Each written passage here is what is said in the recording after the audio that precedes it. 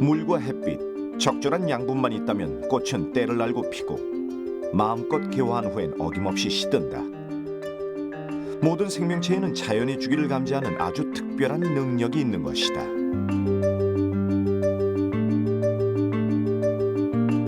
사람의 몸 안에도 그런 능력이 있다. 때가 되면 배가 고프고 밤이면 잠이 쏟아지는 생체 주기. 우리 몸 안에 존재하는 잠영종, 이른바 생체 시계가 있기 때문이다. 심장 박동처럼 정확하고 규칙적으로 움직이고 있다는 생체 시계. 생체 시계는 어떻게 돌아가고 있을까?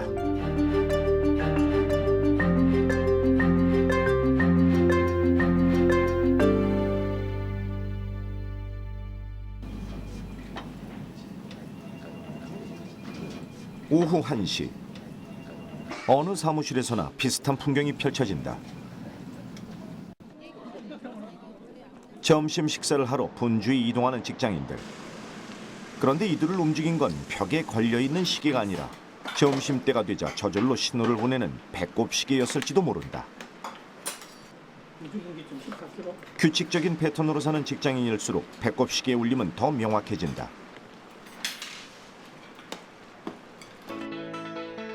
오후 업무 시간. 식곤증이 찾아온 것일까? 쏟아지는 주름을 막을 길이 없어 보이는데 분주히 움직이고 아이디어를 짜내지만 오전만큼 능률이 오르진 않는다. 이렇듯 인간이 끼니 때마다 배가 고프고 식사 후에 졸음이 쏟아지는 현상은 자연스러운 현상이다. 흔히 반복되는 매일매일을 가리켜 쳇바퀴처럼 돌고 돈다라고 말한다. 하지만 무미건조한 생활을 표현하는 그 말 속에는 놀라운 과학이 숨어 있다. 봄이 되면 새 생명이 싹 트는 것처럼 우리들의 하루도 일정한 법칙을 따르고 있기 때문이다. 그런데 어떻게 이런 일이 가능했을까? 의외로 답은 간단하다. 인체와 자연을 포함한 모든 생명체에게는 생체 시계가 존재하기 때문이다. 기본적으로 생체 시계라는 건 우리 몸 안에 시계가 존재한다는 개념인데요. 우리 몸 안에 있는 유전자에 의해서 일정한 주기를 가지고 생리 활성이 변화하고 있다라고 하는 게 생체 주기고, 그걸 생체 주기를 조절하는 게 생체 시계다, 이렇게 보면 될 것 같네요. 생체 시계는 생리나 대사, 행동 같은 다양한 생명 현상이 24시간을 기준 삼아 주기적으로 나타나는 생물학적 시계를 말한다. 사람의 체온은 하루 종일 누워있거나 어둠 속에 갇혀있더라도 낮과 밤 시간에 따라 미세하게 변한다는 사실이 알려져 있는데, 이러한 사실은 식물이나 동물의 내부에는 일정한 리듬이 존재하고 시계와 같은 메커니즘이 작용한다는 것을 의미한다. 그렇다면 생체 시계는 어디에 있을까? 두뇌에 있는 시상하부 교차 상핵이다. 이 부위는 중앙 생체 시계라고도 불리는데, 외부와 차단된 상태에서도 24시간에 가까운 생체 주기를 가지며 꾸준한 리듬을 갖는다. 교차 상핵은 뇌에서 두 개의 시신경이 만나는 곳으로, 이곳에 무려 2만여 개의 시계 세포가 존재하는 것으로 알려졌다. 시계 유전자가 망가지면 밤낮을 구분하지 못하는 등 생체 시계가 무너지게 된다. 생체 시계는 시상 하부에만 위치하는 것은 아니다. 60조 개나 되는 사람 세포 하나하나와 폐와 간, 췌장, 피부에도 각자 고유의 시계를 지닌다. 이렇게 많은 우리 몸의 시계들은 뇌의 시상하부에 있는 이른바 표준 시계에 맞춰 활동을 개시하는 것이다. 생체 시계 주기는 단순히 24시간으로 한정되는 것은 아니다. 넓게 보면 한 달에서부터 1년 혹은 일생을 아우르는 생체 리듬도 존재하지만, 최근에는 24시간 안에 맞춰 움직이는 일주기 생체 리듬을 생체 시계로 정의 내린 것이다. 그렇다면 왜 24시간일까? 과학자들은 그 배경으로 태양을 지목한다. 24시간 주기로 자전하며 빛과 어둠이 교차하는 지구의 생활 환경에 생명체들이 진화적으로 적응했다는 것. 눈이 햇빛이라는 정보를 읽으면 생체 시계를 관장하는 시신경 교차 상핵으로 보내는 것이다. 지구의 자전은 낮과 밤을 제공하고 일교차를 만들었으며, 지구상의 생물체는 이러한 외부 환경에 적응하기 위하여 생체 시계를 갖게 됐다.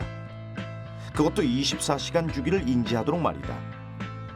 이렇게 형성된 생체 시계는 그때그때의 외부 환경 변화를 감지해 최종적으로 생리 현상에 영향을 끼친다. 인간은 심장 박동 주기나 체온, 호르몬 분비량이나 수면과 같은 생체 변수들의 많은 영향을 받는데 이것은 낮이냐 밤이냐에 따라서도 변화를 보인다. 예를 들어 밤에 위험한 동물들이 어슬렁거리는 상황이라면 약한 동물들 입장에서는 언제 밤이 될지 미리 알면 생존 확률이 높아지는 것이다. 어쩌면 생체 주기는 생명체가 본능에 알맞게 진화한 흔적일지도 모른다. 24시간을 기준으로 두는 일주기 생체 리듬, 그 역사는 수천 년 전으로 올라간다. 기원전 4세기 알렉산더 대왕 시절의 관찰 일지에는 콩과 식물의 나뭇잎이 낮에는 수평 상태를 유지하다가 밤에는 수직 방향으로 바뀌었다고 적혀있다.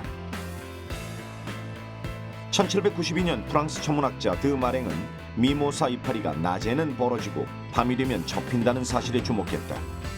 처음에는 빛 때문이라고 생각했지만 어두운 암실에 놓아도 24시간 기준으로 잎이 벌어지고 닫히는 현상이 일어났다.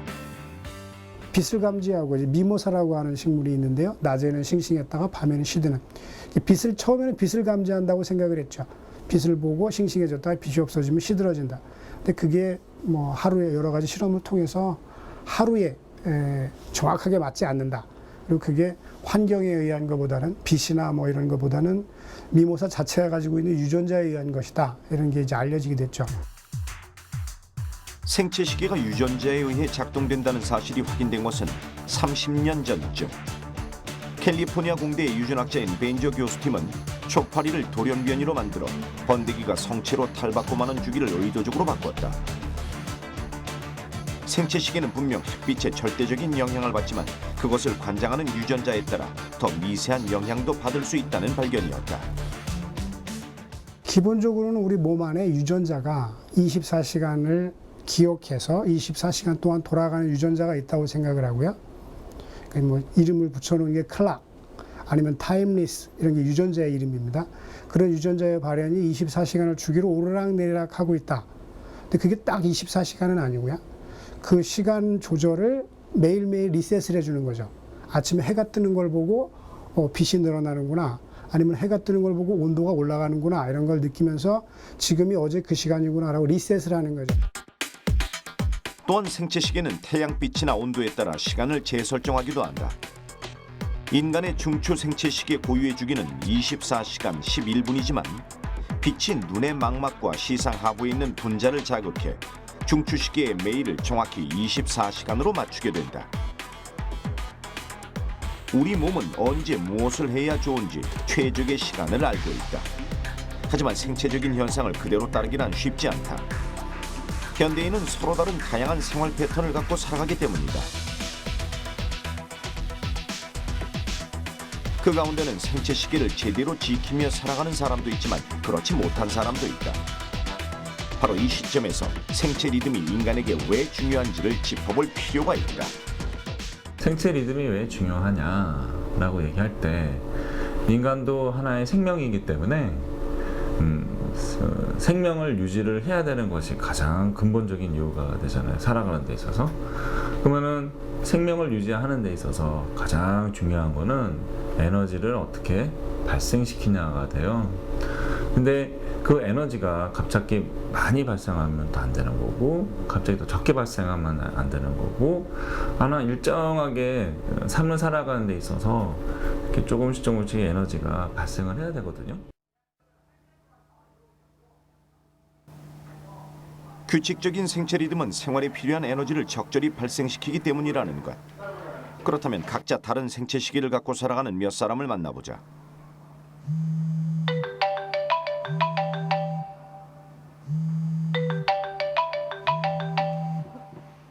26살 대학생 이혜윤 씨. 혜윤 씨의 하루는 비교적 규칙적이다. 특별한 일이 없는 한 오전 7시 반이면 일어나 아침을 맞는다. 공복에 차가운 물 한 잔으로 정신을 가다듬는 혜윤 씨. 이내 아침 식사를 챙긴다. 집에서 따로 떨어져 나와 지내지만 식사만은 철저히 지키려고 노력한다고. 먹는 시간도 거의 일정하다.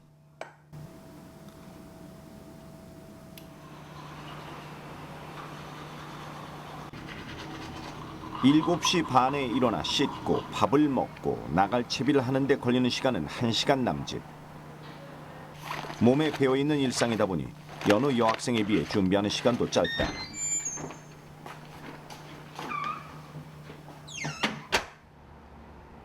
학교는 도보로 5분 거리에 있다. 혜윤 씨의 대부분의 낮 시간은 평범한 학생들처럼 공부하는 데 소요된다.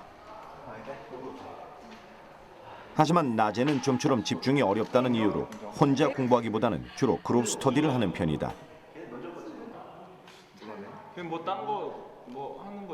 그런데 혜윤 씨의 규칙적인 생활이 때로는 단체 생활에서 불편을 가져올 때도 있다고 한다. 아침을 꼬박꼬박 먹는 자신과 달리 친구들은 아침 겸 점심을 한꺼번에 챙기는 것이다. 같이 밥 먹자는 제안을 매번 거절할 수도 없어 어쩔 수 없이 동행하는 일이 종종 발생한다고. 저는 아침을 먹어서 배가 그렇게 고프지 않은데 이제 아침을 안 먹는 친구들이 대다수니까 이제 다 같이 식당에 조금 이른 시간에 가서 밥을 먹으면은 저는 평소보다 이제 조금 덜 먹게 되고 그런 경우가 있었던 것 같아요. 운동은 아침이나 낮보다는 주로 저녁에 한다. 과격한 운동보다는 가벼운 산책 정도를 즐기는 편. 운동과 저녁 식사를 마치고 나면 오후 8시쯤. 이제부터 혜윤 씨의 학과 공부가 시작된다.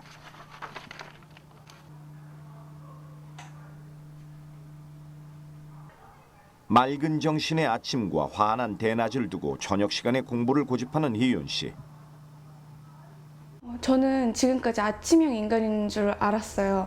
왜냐면 아침에 일어나는 것도 쉽고 아침에 생활을 되게 잘해서. 그런데 대학교를 다니다 보니까 보통 수업이 오전이랑 오후에 있는데 제 시간은 밤에밖에 없잖아요. 그래서 제 시간을 최대한 활용을 하기 위해서 밤에 집중을 많이 하고 공부를 많이 하다 보니까 지금은 오히려 또 밤이 편해서 이제 일의 능률도 높아졌더라고요. 그래서 지금은 저녁형 인간이지 않나.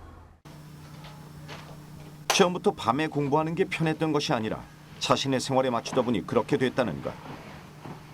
밤 12시에서 1시 무렵 일과를 마친 혜윤 씨는 이제 잠자리에 든다. 그런데 아침형 인간과 저녁형 인간은 어떤 기준으로 나뉘는 걸까? 정반대의 생체 시계를 지니기라도 한 것일까? 그게 좀 브로드한 개념인 것 같은데요. 이제 생체 리듬이라고 하는 거를 주기가 여러 가지가 있을 수 있죠. 아까 말씀드린 수면 주기도 있고 아니면 생리 주기 중에서도 뭐 혈압도 있을 수 있고 체온도 있을 수 있고요. 그게 다 똑같지는 않거든요. 그러니까 이제 어떤 사람은 아침에 일어났을 때 몸 상태는 좋지만 정신은 멍하다거나 이런 건 충분히 있을 수 있겠죠. 그러니까 아침형 인간이라는 걸 뭘로 기준으로 하느냐 하는 건 사회적인 개념인 것 같아요. 그러니까 생물학적으로 아침형 인간, 저녁형 인간 이런 걸 지금 우리가 일반적으로 사용하고 있는 아침형 인간, 저녁형 인간이랑 매치시키기는 좀 무리가 있지 않을까 싶은데요.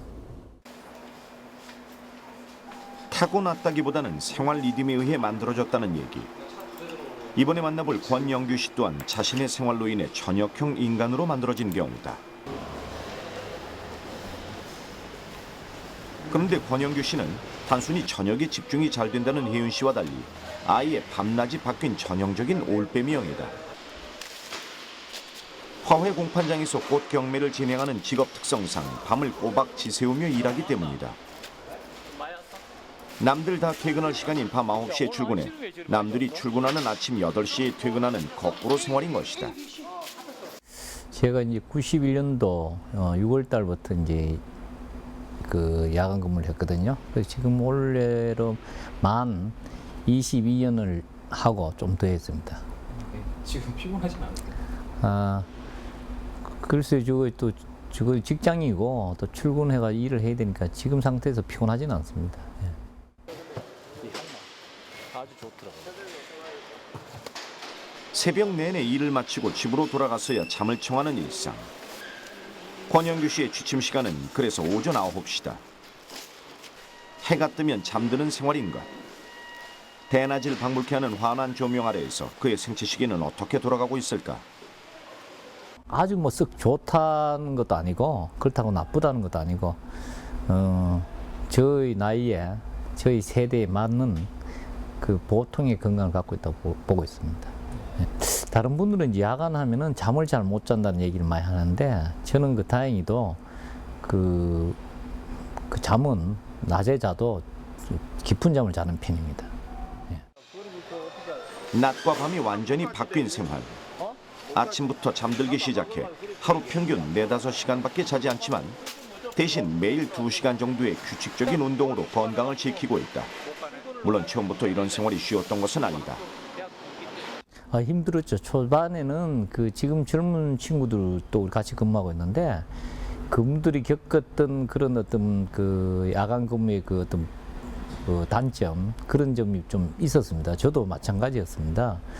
왜냐하면은 그 물론 사람이 이제 낮에 일하고 밤에 자게 돼 있는데 생체 리듬 자체가 이제 밤에 일을 하고 낮에 자다 보니까 이게 몸에 어떤 불균형이 생체의 불균형이 일어난 것 같아요. 그래서 처음에는 그 건강에 좀 이상이 왔죠. 왜냐하면 막 그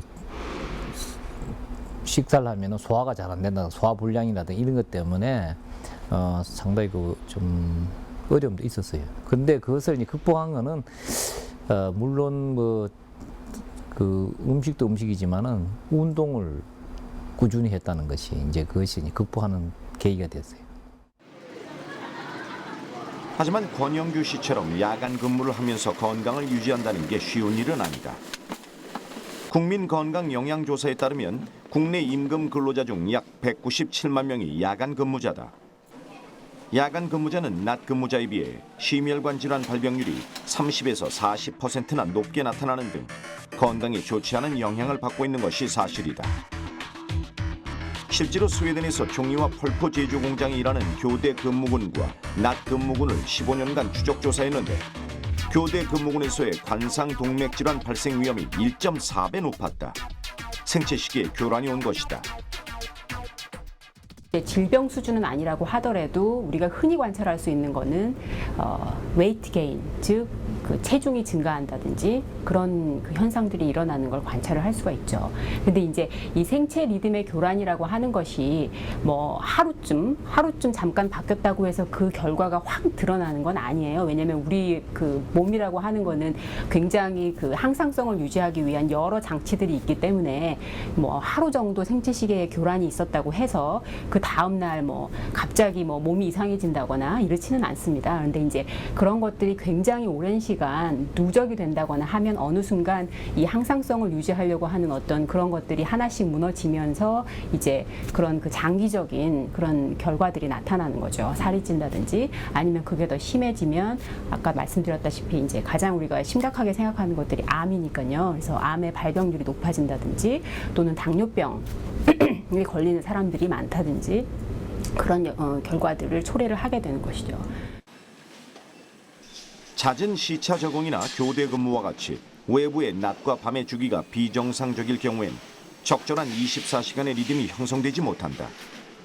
생체 시기에 교란이 생기는 것이다.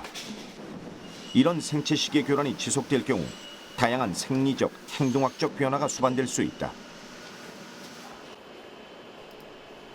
서울대학교 김경진 교수팀은 생체 시기 유전자가 하루 동안 어떤 규칙성을 갖는지 그 유전자를 제어할 수는 없는지에 대해 꾸준한 연구를 펼쳐왔다.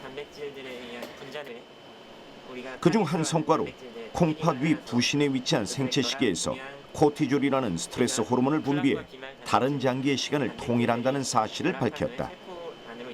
생체 시계가 달라 중구난방으로 움직이는 세포에 코티졸을 넣었더니 즉시 일사불란하게 움직이더라는 것이다. 코티졸은 부신해라고 하는 곳에서 분비가 되어서 자체적으로 하루 주기 리듬을 가지고 있습니다. 그러면서 우리 몸에 있는 다른 조직들에 골고루 영향을 퍼뜨려서 우리 몸의 시계를 하나로 맞춰주는 그런 역할을 하신다고 보면 됩니다. 코티졸의 리듬을 망가뜨린 G 모델을 만들었는데요. 그 모델에서 보자면 G가 약간 무기력증이라든지 그리고 학습과 이런 기억에 영향을 받게 되고 좀 전반적인 대사적에도 문제가 있는 것으로 생각이 됩니다. 2011년에는 쥐를 대상으로 인위적인 시차 교란을 계속 일으킨 결과 생존율이 감소한다는 점을 확인했다. 생체 시계 교란이 건강에 미치는 영향을 입증한 것이다. 그 모습은 실제로 눈으로도 확인할 수 있다. 지금 보고 계시는 건 어떤 건가요? 네, 쥐의 생체 시계에서 유전자 발현을 직접적으로 보는 실험을 하고 있습니다. 실제로 생쥐의 뇌를 꺼내서 유전자가 발현하는 모습을 실제로 볼 수가 있는데요. 이렇게 어두워졌다가 밝아졌다는 것들이 실제로 유전자 발현과 동시에 움직이게 됩니다. 쥐의 생체 시계에서 일어나는 유전자 발현을 통해 인간의 생체 시계에 대한 궁금증을 풀어가는 것이다. 연구팀은 앞서 밝힌 실험 등을 통해 장기간 교대 근무를 하는 작업자의 경우 근무 시간을 어떻게 계획하는가에 따라 건강에 미치는 영향이 치명적일 수 있음을 설명하고 있다. 하지만 앞서 새벽에 일하는 권영규 씨처럼 생체 리듬이 바뀌었다는 사실만으로 단순히 병리 현상을 단정하긴 어렵다고 당부한다. 생체 리듬을 결정짓는 여러 요인들의 종합적 현상을 장기적으로 관찰해야 한다는 것은 여러 전문가들의 동일한 견해다.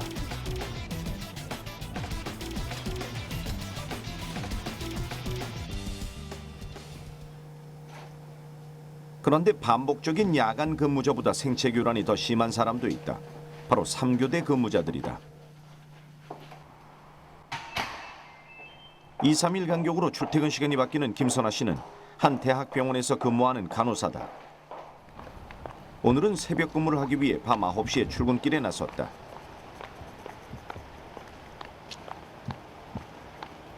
근무 시간이 수시로 바뀌기 때문에 휴식 시간도 일정치 못하다. 그 시간을 제대로 활용하지 못하면 자칫 모든 사이클이 무너질 수 있기에 철저한 자기관리가 필요하다.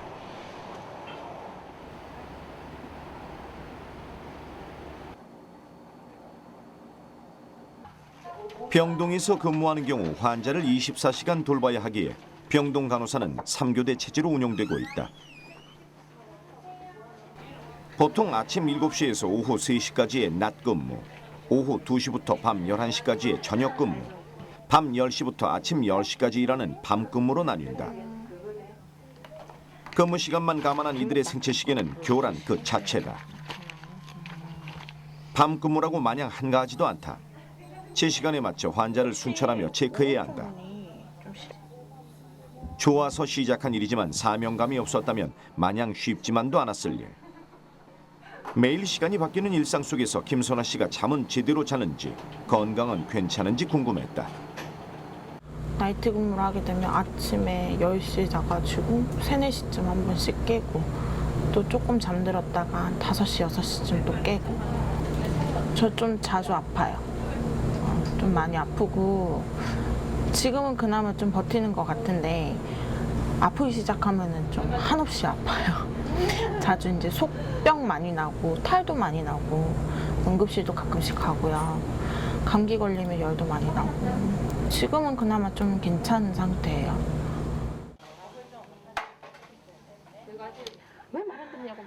밤낮에 경계 없이 일하는 근로자들 덕분에 사회 곳곳에서 24시간 서비스가 가동되고 있다. 하지만 안타깝게도 야간 노동을 포함한 교대 노동은 건강에 좋은 영향을 끼칠 수가 없다. 물론 각자의 건강 상태와 생활 습관 등의 요인을 이번에도 무시할 수는 없다. 저는 그래도 그게 남들보다는 덜 힘들었던 것 같아요. 그래서 지금까지 업무를 했던 것 같고요. 조금 이제 제일 힘든 게 이브닝 퇴근하고 나서가 좀 힘들어요. 이브닝 때는 항상 이제 지금 시간 끝나면 집에 도착하면 12시거든요.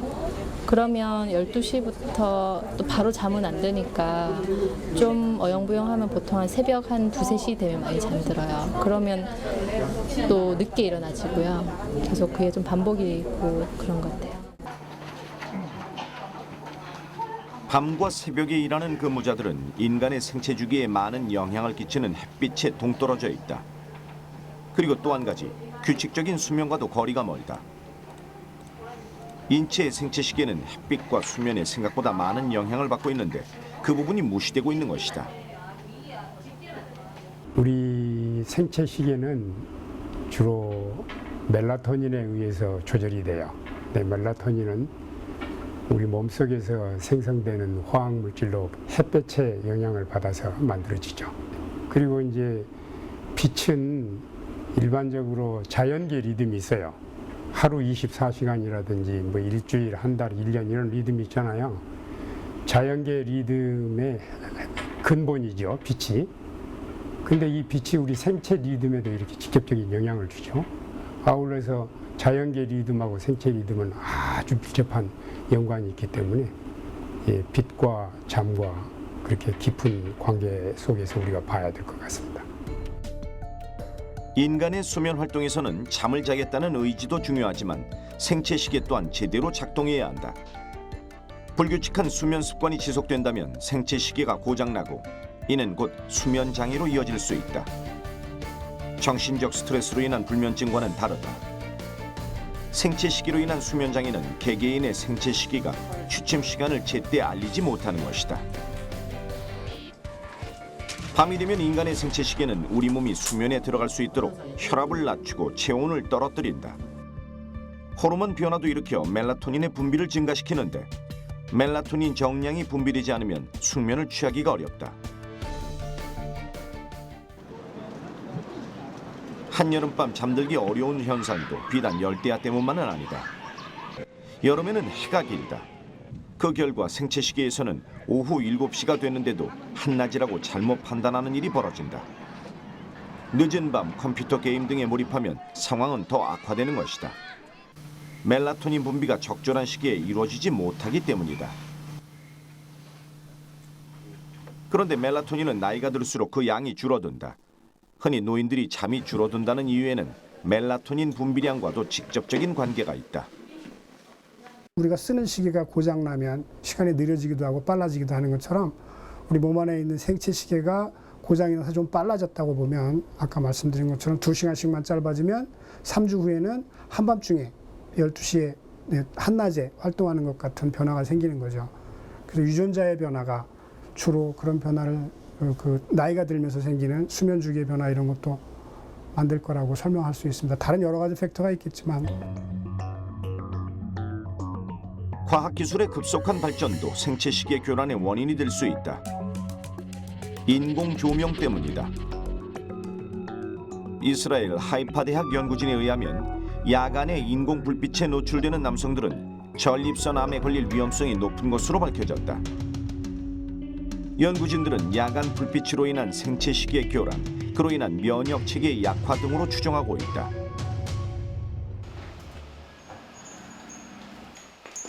제작진은 생체 리듬이 다르고 수면 패턴도 다른 이혜윤 씨와 김선아 씨의 건강 상태가 궁금했다. 둘의 면역력은 어느 정도인지 알아보기 위해 한 한의원에 자율신경 검사를 의뢰했다. 이학적인 방법으로 교감과 부교감 신경을 체크하여 면역력은 물론 우울증이나 스트레스 정도를 확인할 때도 자주 쓰이는 검사다. 두뇌 회전은 얼마나 제대로 되고 있는지를 확인하기 위해 뇌파 검사도 의뢰했다. 정상적인 생체 리듬을 갖고 있는 이혜윤 씨와 3교대 근무로 생체 리듬이 자주 바뀌는 김선아 씨의 두 검사 결과는 어떻게 나올까? 먼저 규칙적이고 정상적인 생체 주기를 따랐던 대학생 이혜윤 씨. 스트레스 지수와 피로도가 모두 정상 범위 안에 있는 것으로 나타났다.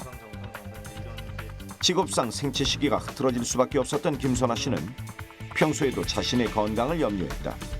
결과는 스트레스 지수와 피로도가 정상 범위 밖에 있었다.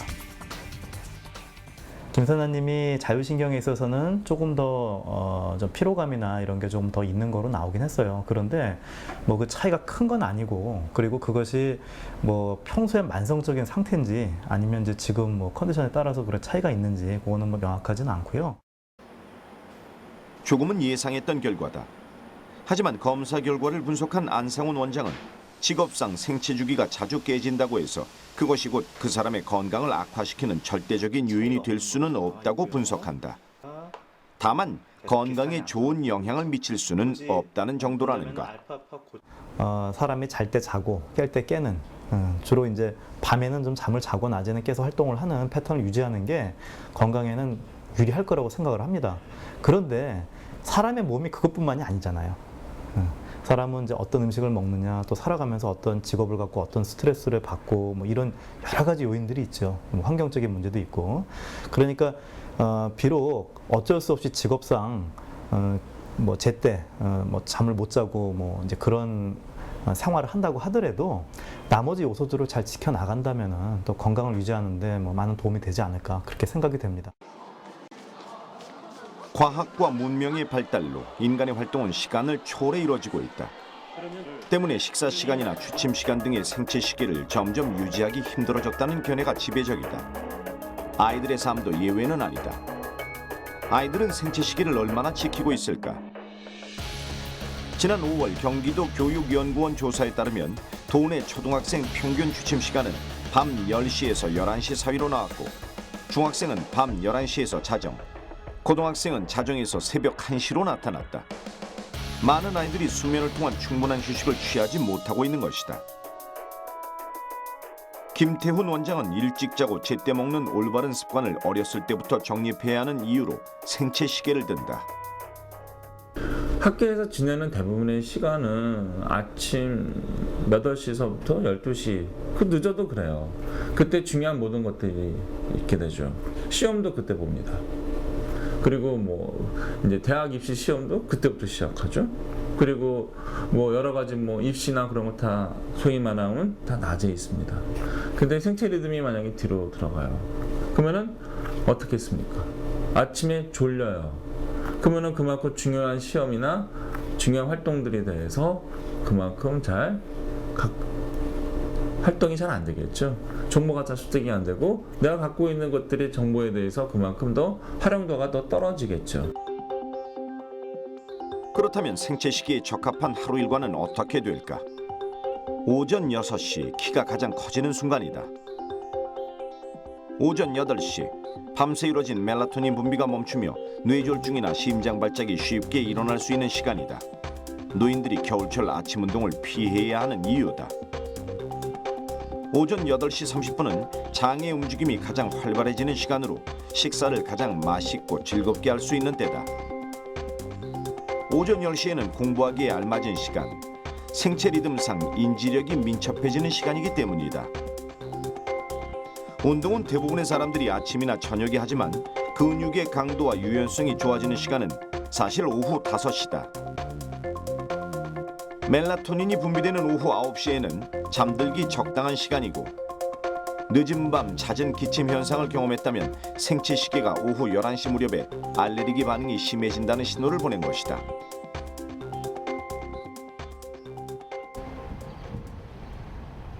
이런 생체 시계를 움직이는 유전자가 알려진 것은 30여 년밖에 되지 않았다. 최근에는 생체 시계 유전자로 인간의 질병과 노화, 나아가 식량 문제까지 규명하고 있다. 유전자 연구에는 초파리가 많이 활용되고 있다. 초파리 유전자는 인간의 유전자와 70% 정도 유사성을 지닌다. 본격적인 생체 시계 연구가 가능했던 것도 초파리를 통해 생체 시계 변이가 처음으로 발견된 덕분이다. 뿐만 아니라 초파리는 유전자를 지닌 염색체가 3개뿐이라 유전학적인 조작도 쉽다. 게다가 세대 주기가 짧아 생명 현상에 대한 연구를 수행하기에 여러모로 용이하다. 국내에서도 이런 연구가 진행되고 있다. 아주대학교 의대 김은영 교수팀은 초파리 유전자를 통해 생체 시계의 속도를 조절하는 원리를 밝혔다. 생체 시계 유전자에서 핵심적인 역할을 맡는 초파리의 피리어드라는 단백질에 당의 일종인 아세틸 글루코사민이 얼마나 달라붙는지에 따라 생체 시계 속도가 달라진다는 것이다.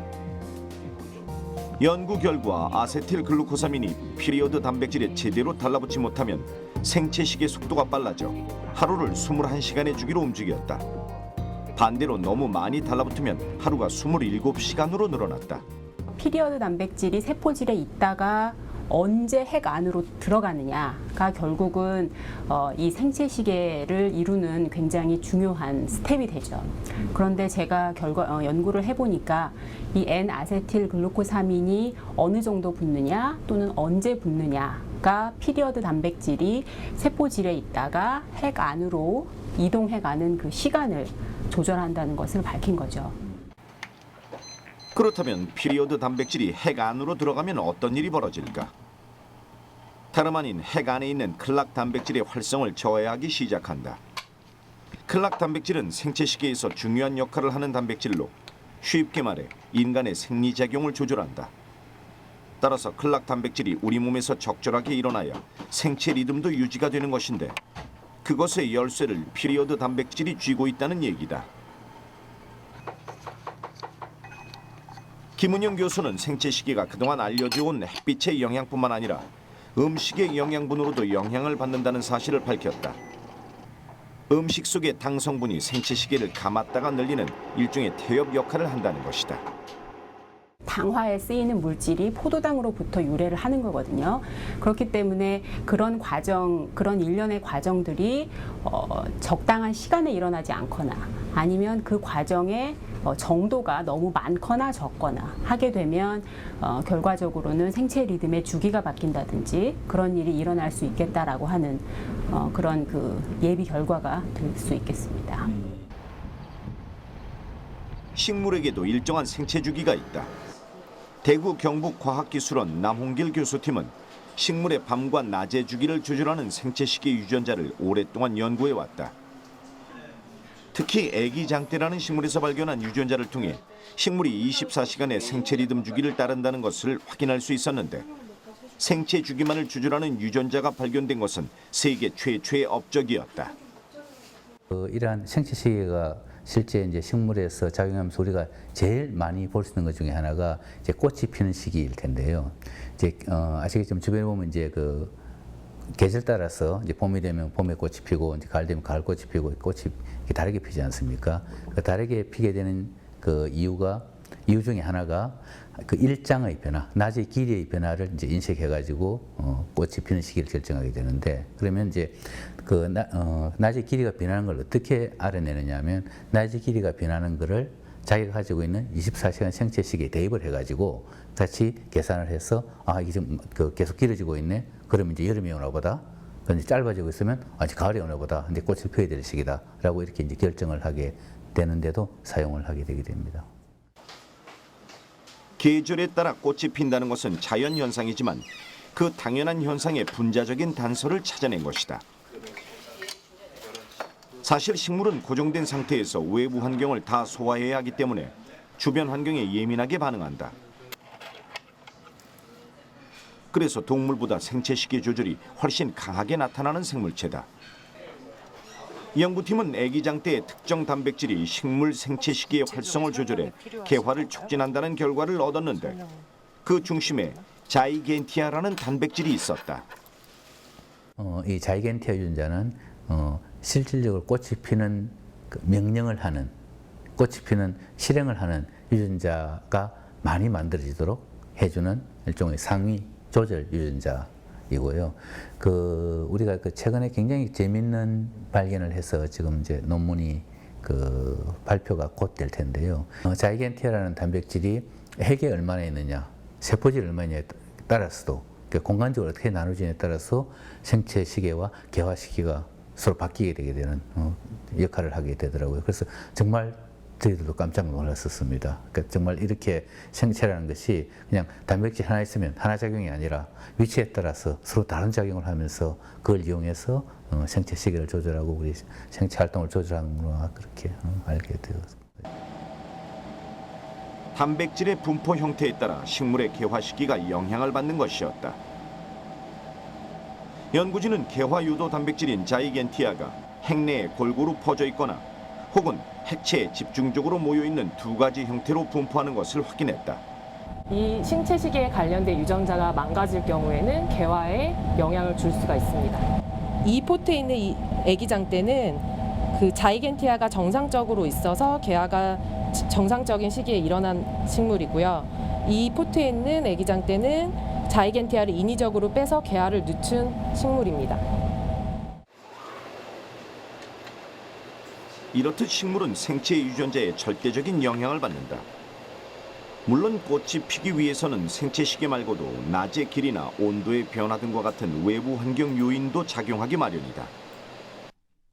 그런 상호작용을 바탕으로 식물의 생체 시계는 하루 중 언제 광합성을 할지, 또 1년 중 언제 꽃을 피울지를 결정하는 것이다. 남홍길 교수는 앞으로도 식물의 수명과 생체 시기와의 연관 등 다양한 연구를 지속할 계획이다. 식물의 수명에 대한 연구도 그중 하나다.